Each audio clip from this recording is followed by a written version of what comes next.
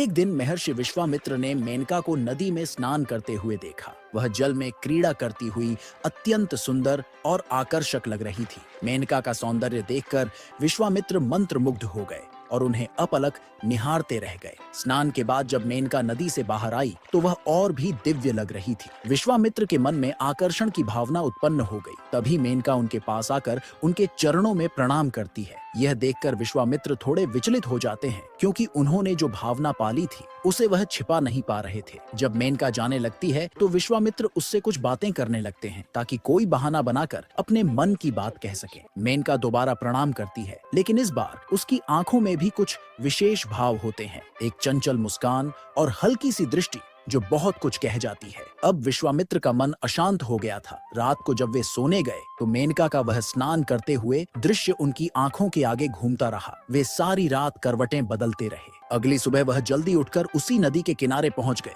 लेकिन मेनका वहां नहीं आई थी। यह देखकर वह व्याकुल हो गए और पूरे वन में उसे खोजने लगे। थक हार कर वे अपनी कुटिया में लौट आए। कुछ समय बाद अचानक मेनका सुंदर वस्त्र पहनकर सजी धजी हुई स्वयं उनके कुटिया में चली